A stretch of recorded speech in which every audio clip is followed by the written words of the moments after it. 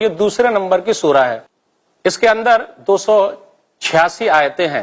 یہ سورہ مدنی سورہ ہے، اور مدنی سورہ کے بارے میں بول چکا ہوں کہ آپ کو اکثر یہ لگے گا کہ احکامات ہیں، بتائے جا رہے ہیں۔ تو اس سورہ کی فضیلت میں نبی صلی اللہ علیہ وسلم نے ارشاد فرمایا، صحیح مسلم کتاب المسافرین کتاب نمبر 6 حدیث نمبر 780، لا تجلوا بیوتکم مقابر ان الشیطان ینفر من البیت الذی تقرأ فیہ سورۃ البقرہ، کہ اپنے گھروں کو قبرستان نہ بناؤ کیونکہ شیطان اس گھر سے بھاگ جاتا ہے جس میں سورہ بقرہ کی تلاوت ہو۔ آج کل لوگ کہتے ہیں کہ مولوی صاحب میرے گھر میں بڑی پریشانی، شیطان ہے، بیٹھا ہوا ہے، جنات ہے۔ کہیں کہیں پر آپ یہ بھی سنے ہوں گے کہ لوگ گھر کو نہیں خریدتے، ارے بھائی اس گھر میں شیطان ہے، جنات ہے، کیسے ہم خرید لیں؟ اور کبھی کبھی وہ سستے میں بھی مل جاتا ہے، سورہ بقرہ وہاں جا کے پڑھیے، سب شیطان بھاگ جائے گا۔ کچھ لوگ یہ بھی بولتے ہیں کہ مولوی صاحب گھر کو بدل دینا چاہیے، صحیح نہیں ہے کیونکہ اس گھر میں برکت ہی نہیں ہوتی۔ یہ اللہ نے برکت رکھی ہے بھائی، اللہ ایسا کرے گا، کوئی دوسرا آدمی ایسا کر ہی نہیں سکتا ہے۔ تو نفع نقصان کا مالک اللہ ہے، کسی اور کے پیچھے مت پڑے رہیے۔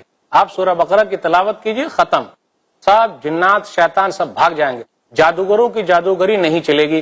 الف لام میم ذالک الکتاب لا ریب فیہ، الف لام میم حروف مقطعات میں سے ہے، اس کا معنی اللہ تعالیٰ ہی کو معلوم ہے۔ اس کتاب کے بارے میں ذالکہ کا لفظ آیا، ذالکہ معنی دور کے لیے ہوتا ہے، حاضہ ہونا چاہیے نا یہ، لیکن دور، دور کا لفظ اس لیے ذکر کیا، ارے اس کتاب میں تو کوئی شک ہے ہی نہیں، تو چاہے دور کا لفظ استعمال کرے یا نزدیک کا لفظ استعمال کرے، کوئی حرج کی بات نہیں۔ تو شروع کی 5 آیتوں میں نیک لوگوں کا تذکرہ ہو رہا ہے کہ نیک لوگ کون ہیں۔ نیک لوگ وہ ہیں جو غیب پر ایمان رکھتے ہیں۔ غیب اسے کہتے جس کو ہم اور آپ نہیں دیکھتے، جیسے اللہ کو نہیں دیکھا لیکن ایمان ہے۔ اتنا ایمان مضبوط ہونا چاہیے کہ دیکھنے کے بعد لوگوں کا ایمان مضبوط ہوگا، لیکن ہمارا بغیر دیکھے مضبوط ہے۔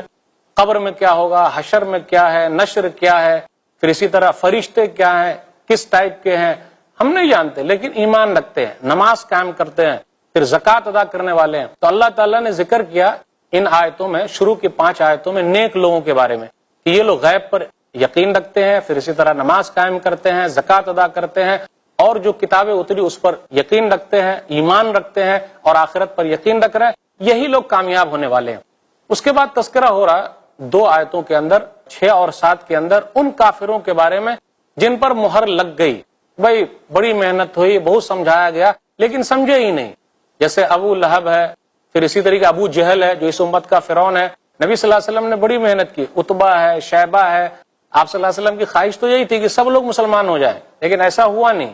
آپ کی خواہش تو ہے، تو جب حجت قائم ہو جائے اس کے بارے میں کہا گیا کہ آپ ڈرائیں نہ ڈرائیں، کچھ بھی ہونے والا نہیں، ان کے لیے دردناک عذاب ہے۔ اس کے بعد آیت نمبر 8 سے آیت نمبر 20 تک 12 آیتوں میں اللہ تعالیٰ نے منافقوں کا تذکرہ کیا ہے۔ منافقین کون ہیں؟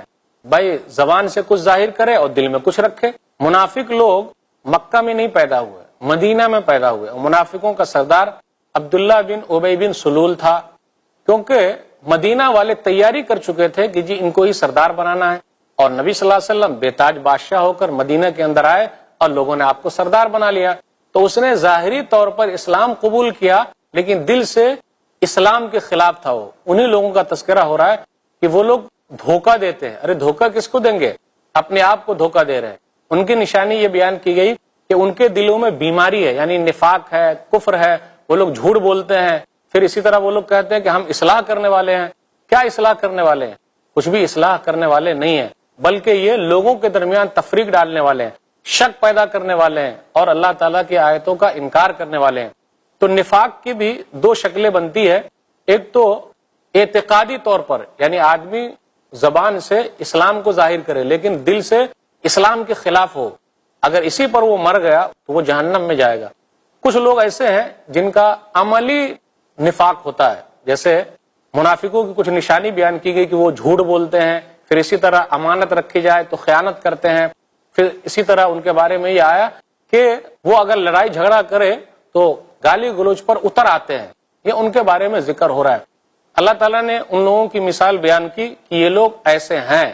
ان کے بارے میں یہ آیا گویا کہ بارش نازل ہوتی ہے، اور بارش جب ہوتی ہے اس سے پہلے بجلی چمک رہی ہے، تو بجلی جب چمکتی ہے تو یہ ایمان کی روشنی ہے، تو بجلی کی چمک کو ایمان کی روشنی سے تعبیر کی، اور جیسے بجلی کی چمک ختم ہو گئی تو اب اندھیرا ہو گیا، تو کیسے آگے چلیں گے؟ نہیں چل پائیں گے، تو اندھیرے میں وہ لوگ آگے نہیں چل پا رہے، تو ان کے اندر شک ہے، وہ لوگ ادھر ادھر سوچ رہے ہیں, غور کر رہے ہیں, فکر کر رہے ہیں, لیکن ان کو کوئی چیز حقیقت میں مل نہیں رہی. تو اللہ نے مثال دے کر یہ سمجھایا کہ یہ لوگ شک میں پڑے ہوئے ہیں, ان کو چاہیے کہ وہ شک کو دور کرے اور یقین پیدا کریں.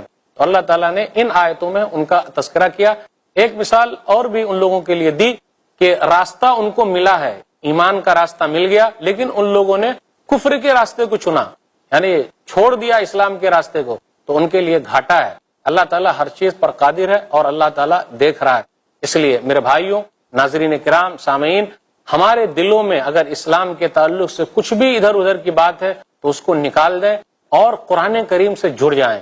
تھوڑا سا پیغام آپ لوگوں کے لیے یہی ہے کہ چند آیتیں پڑھیں, اپنی زندگی میں لائیں, اور کم سے کم قرآن کریم کو ایک مرتبہ تو آپ ترجمے کے ساتھ ختم کیجئے. لگے رہیے, کوشش کیجئے. آپ دیکھیے اس کے اندر بڑی برکت ہے, گھر کے اندر بھی بڑا فائدہ ہے, اپنے اندر بھی بڑا فائدہ ہے. جتنا زیادہ محنت کریں گے اس کا ثواب ملے گا. ہم اور آپ دنیا کے اندر اسی لیے آئے ہیں کہ ہم زیادہ سے زیادہ نیکیاں جمع کریں. یہ نیکیاں جمع ہو جائے تو ہمارا فائدہ آخرت میں بہت ہونے والا ہے. اس لیے آپ لوگوں سے میری گزارش ہے کہ آپ قرآن کریم سے جڑیں, اپنی زندگی میں قرآن کریم کو لائیں اور اس کا درس رکھیں, اس سے جڑیں. نوجوانوں میں بھی یہ چیز آئے, بوڑھوں میں بھی, بزرگوں میں بھی, بچوں کے اندر بھی. اگر ہم اور آپ قرآن کریم سے جڑ جائیں گے تو بڑا فائدہ ہوگا. اللہ تعالیٰ سے دعا ہے کہ اللہ تعالیٰ ہم لوگوں کو قرآن سے جوڑ دے. آمین وآخر دعوانا الحمدللہ رب العالمین وصلی اللہ علی نبینا محمد وآلہ وصحبہ اجمعین. والسلام علیکم ورحمۃ اللہ وبرکاتہ.